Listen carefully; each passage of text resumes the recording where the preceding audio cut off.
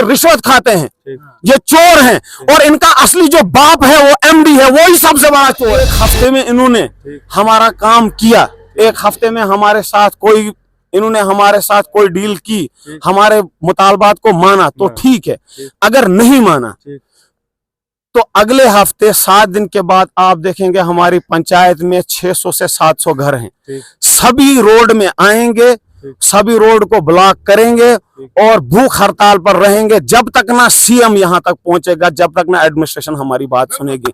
और इसके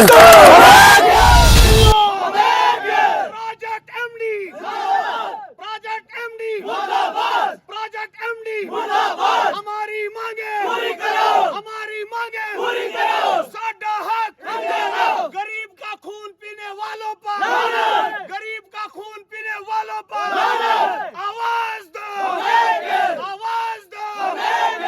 project MD मुर्दाबाद, प्रोजेक्ट एमडी मुर्दाबाद, प्रोजेक्ट एमडी मुर्दाबाद, हमारी मांगे पूरी करो। जम्मू कश्मीर में नेशनल कॉन्फ्रेंस की सरकार बनने के बाद ही जिला किश्तवाड़ की अगर बात करें तो आज पहला एहतजाज आपको यहाँ पे देखने को मिलेगा। मैं सबसे पहले नाम लेना चाहूँगा, यहाँ पे धारबी बोलते हैं, और धारबी के जो मुकामी है यहाँ पे सभी यूथ खास करके अगर बात करो, नौजवान सारे जो है यहाँ पे हमारे साथ बात करने के लिए मौजूद हैं।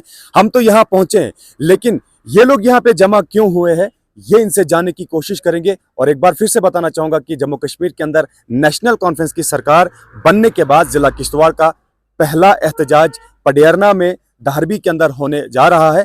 चलिए मजीद इनसे जानने की कोशिश करते हैं कि आखिरकार अभी आप यहाँ पे सब लोग अगर जमा हुए हैं तो क्यों हैं। तो सबसे पहले आपका नाम जानना चाहूँगा, और उसके बाद आपसे ये सवाल है कि आप सभी यूथ जो है खास करके नौजवान जो है यहाँ पे जमा क्यों है। आपका नाम क्या है? मेरा नाम मुदस्सिर है। शुक्रिया आपका, बहुत बहुत शुक्रिया यहाँ पर आने के लिए, और हम बहुत खुश हुए कि आज हमारी बात सुनने के लिए कोई यहाँ पर आया। यहाँ पिछले 6-7 साल से 3 कंपनियां काम कर रही हैं, और हमारी जो पंचायत है भागना बी है, जो क्वाड प्रोजेक्ट के बिल्कुल 0 पॉइंट पर काम करती है। आप पीछे देख सकते हैं कि यहाँ पर बिल्कुल साथ में हमारे जो है प्रोजेक्ट में काम चल रहा है। लेकिन 2 साल से हम इनके पास जा रहे हैं, ये यहाँ पर कोई भी ब्लास्ट करते हैं और हमारे यहाँ मकान हिल जाते हैं और सारे मकान क्रैक हो गए। उसके बाद जब हम इनके पास जाते हैं, कहते हैं कि हमारे लिए आपने हमें भी रोजगार चाहिए। यहाँ पर भी पढ़े लिखे जवान हैं, स्किल्ड नौजवान हैं, जितने भी यहाँ से जाते हैं, लेकिन हमारी पंचायत में 2 साल से आज एक बंदा नहीं लगाया इन्होंने। आपकी पंचायत में से एक बंदा भी नहीं लगाया अभी कंपनी में नहीं, कोई नहीं लगाया। 3 कंपनियां रनिंग में है, एक बंदा भी हमारी पंचायत से नहीं है। और जिसकी वजह से अगर ये नहीं, सबसे पहले तो ये मुझे बताइए आपकी क्या आपने कोशिश नहीं की ये जानने की कि आखिरकार अगर हमारी पंचायत में एक भी बंदा जो है कंपनी के अंदर काम नहीं कर रहा है तो क्यों नहीं कर रहा है? क्या आपने ये जानने की कोशिश की?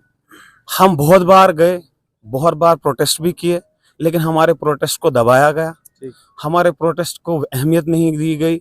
और जब हम कंपनी वालों के पास गए, मैं खुद अगर जाती कहूँ तो मैं जब कंपनी वाले के पास रिज्यूम देकर गया और मैंने बोला कि सर मुझे लगाइए, लेकिन उन्होंने मुझसे कहा कि आप जाकर चुनाव में छलांग लगा दो।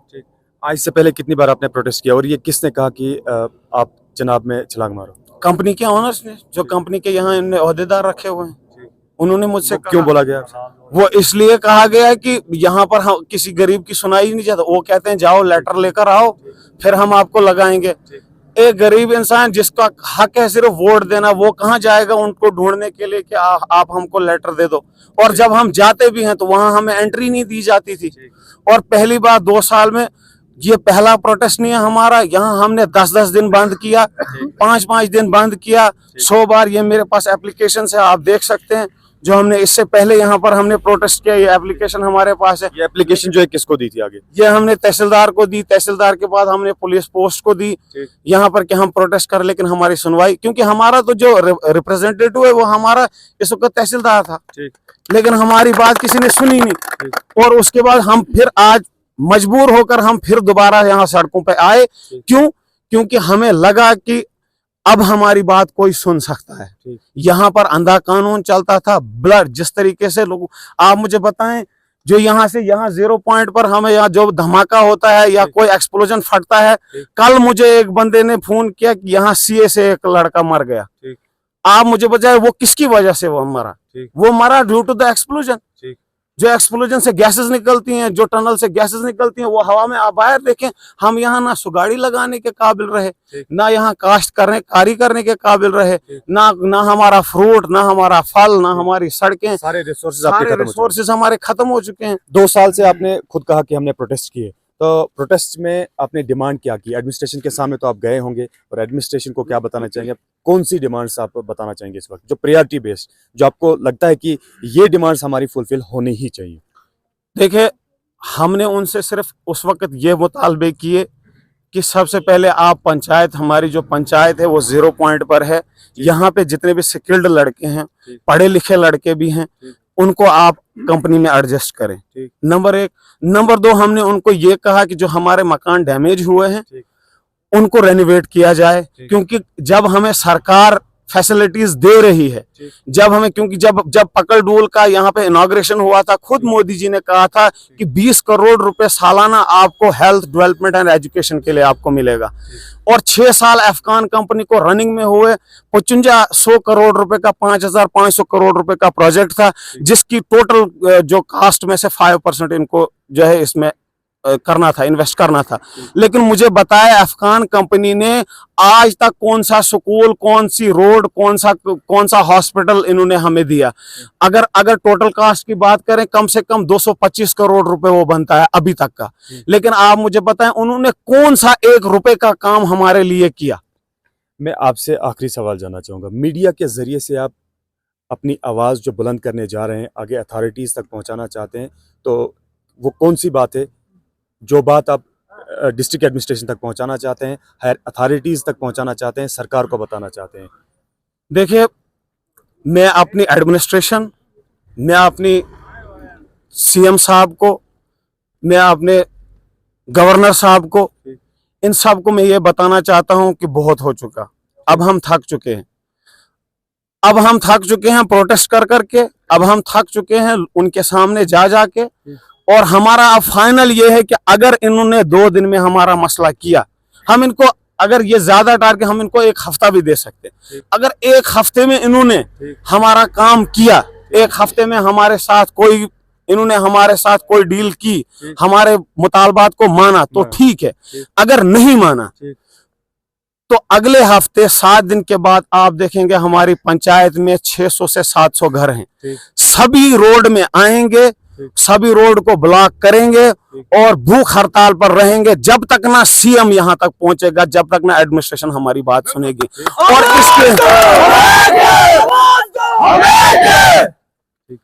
और एडमिनिस्ट्रेशन को यह बताना चाहता हूं कि उसके जो कॉन्सिक्वेंसेस होंगे, उससे जो नुकसान होगा, हम बच्चों को भी फाके रखेंगे यहाँ पर, और उससे जो नुकसान होगा, जैसे वड़वन में हुआ, जैसे मुलवड़वन में हुआ, जैसे वहां पे नुकसान, ये चाहते हैं कि वही यहाँ पर नुकसान हो, फिर जाकर हमारी एडमिनिस्ट्रेशन जो है हमारा दर्द सुनेगी, फिर जाकर एडमिनिस्ट्रेशन जो है हमारी आवाज को देखेगी। उनको नजर नहीं आते हैं हमारे मकान, उनको नजर नहीं, क्या वो कंपनी वालों को पूछते नहीं है कि आप जो है वहां इतना एक्सप्लोजन कर रहे हैं, इतने बम धमाके कर रहे हैं? तो 7 दिन के बाद क्या होगा? 7 दिन के बाद हम डायरेक्ट रोड पे आएंगे, भूख हड़ताल करेंगे। एमडी का ये कहना है कि यहाँ पे जो है जितने भी इस साइट में प्रोजेक्ट के अंदर लगे हैं वर्कर्स, वो लोकल काम करते हैं। कहाँ लोकल कर रहे हैं? बाहर के लगे हैं। 200 बंदे इन्होंने कल परसों यहाँ किए, मैंने खुद देखा। हिमाचल के बंदे यहाँ पर काम कर रहे हैं, रामबन के बंदे यहाँ पर काम कर रहे हैं, जम्मू के बंदे यहाँ पर काम कर रहे हैं, पंजाब के बंदे मैंने यहाँ पर काम, और उनको नाइट में उनकी एंट्री देते हैं ताकि लोगों को पता ना चले कि यहाँ के, ये तो हमारे साथ सारा, किसी को भी पूछो यहाँ पर कि कहाँ के लगे हैं बंदे। आप ये सोचो, यहाँ इन्होंने, मैं आपको ये देखो, ये डंपर सामने खड़ा है, श्रीनगर का एक बंदा था, इन्होंने लाया था उसको, 4 डंपर उसके लगाए, 4 दिन इनके साथ उसकी बनी नहीं, उसको निकाल दिया उन्होंने। हमने ये सोचा था, हम उस पर भी खुश थे कि अगर 4 डंपर इनने लाए, 8 वर्कर्स यहाँ पर काम करते उनके साथ, लेकिन उनको भी ये रिश्वत खाते हैं, ये चोर हैं, और इनका असली जो बाप है वो एमडी है, वो ही सबसे बड़ा चोर है, सबसे बड़ा चोर है। और ये याद है, मैं एडमिनिस्ट्रेशन को बताना चाहता हूं कि अब हम चुप बैठने वाले नहीं हैं। बहुत हो गया आप लोगों का, जो तानाशाही गुंडागर्दी आपने की उसका अब आपको भुगतना पड़ेगा। चलिए, बहुत बहुत शुक्रिया हमारे साथ बात करने के लिए। सबसे पहले मैं पीछे दिखाना चाहूंगा, ये देख सकते हैं आप, ये प्रोजेक्ट साइट है और ये प्रोजेक्ट साइट है। साथ ही साथ ये भी बताना चाहूंगा, कंपनियों के अंदर जिस तरीके से मुकामी लोगों का कहना है, कुछ लगता है कि बहुत कुछ अंदर चल रहा है।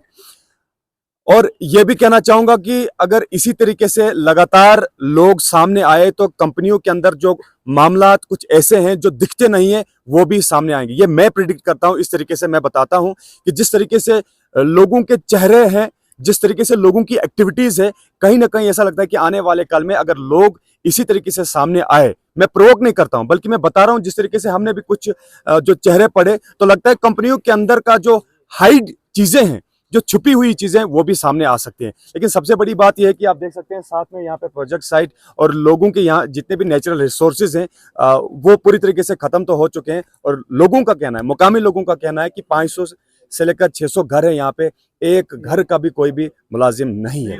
तो चलिए, फाइनली मैं ये कहना चाहूंगा कि 7 दिन का अल्टीमेटम जो दिया गया है, 7 दिन तक जो है अगर एडमिनिस्ट्रेशन इनके साथ बात करती है तो ठीक, नहीं तो 7 दिन के बाद जिस तरीके से मुकामी लोगों का कहना है, मेन रोड हाईवे बंद करके 700 घर नीचे आके, तो उसके बाद क्या हो सकता है आप सभी लोगों को बाखूबी इल्म है, आप जानते हैं। इंतजार होगा उस वक्त का कि 7 दिन के अंदर अंदर इनके साथ क्या डिसाइड किया गया। थ्रू मीडिया जो इन्होंने ये आवाज पहुंचाई, हम कोशिश करेंगे इस आवाज को पाई तकमील तक पहुंचाने की, एडमिनिस्ट्रेशन तक पहुंचाने की। तो आने वाले काल में किस तरीके से इनके साथ जो है डील किया जाएगा, क्या किया जाएगा, वो देखने वाली बात तो जरूर रहेगी। लेकिन जाने से पहले ये कहूंगा कि 7 दिन का जो टाइम दिया गया है, अगर 7 दिन तक इनके साथ बात नहीं की जाती है तो 7 दिन के बाद प्रोटेस्ट तो 110% होगा। मेन रोड जो है ब्लॉक हो सकता है। आपका बहुत बहुत शुक्रिया।